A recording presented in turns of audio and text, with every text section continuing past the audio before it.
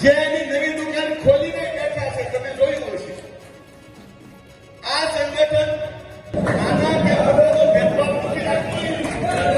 નાનામાં નાનો 500 જિલ્લાની સંદર્ભ બની શકે અને મુખ્ય ચેનલનો માણસ કે મુખ્ય અખબારનો રિપોર્ટર પણ આનો સભ્ય બની શકે. આ ભેદભાવ નથી.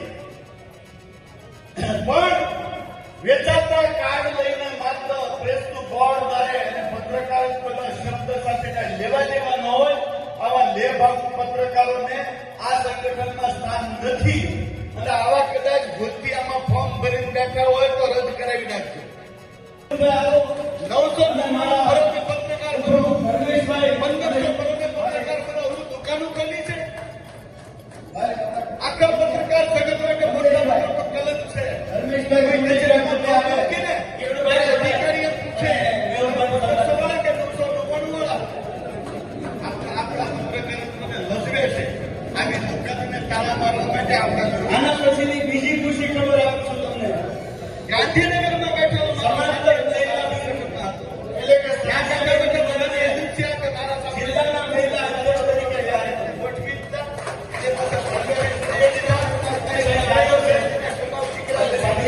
જિલ્લા મહિલા અધ્યક્ષ તરીકે જાય.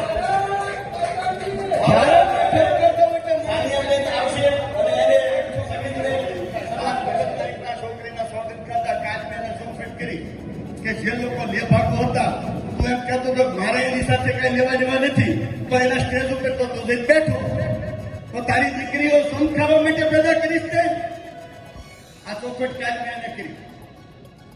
પણ ખરેખર આવા જે ઉઘરાણા કરનારા છે ને, પડદા પાછળથી રિપોર્ટર બનાવીને એના માધ્યમથી ઉઘરાણા કરીને પોતાનું ઘર ભરે છે ને, આવા તત્વોને ઓળખવાની જરૂર છે.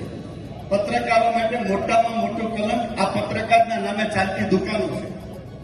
પત્રકાર સંગઠનના નામે ચાલતી દુકાનો છે. આખા ગુજરાતમાં એક જ સંગઠન એવું છે કે 1 રૂપિયો ફી નથી. ક્યારેય મારો માણસ તમારી પાસે ફી માંગે તો મને ફરિયાદ ડાયરેક્ટ કરી શકે. આ 7 વર્ષ થયા છે, ક્યારેય કોઈની પાસેથી ફી નહીં. મને ઘણા કીધો ફોર્મ ભરો તો 10-10 રૂપિયા ટોકન લ્યો ને, એનું મહત્વ જળવાય. નહીં, પૈસો ઝઘડાનું મૂળ છે. મારે પૈસો જોતો નથી, મને કુદરતે આપ્યો છે. અને દેનારો ઉપરવાળો છે ને, એનાથી મોટો નીચે કોઈ નહીં.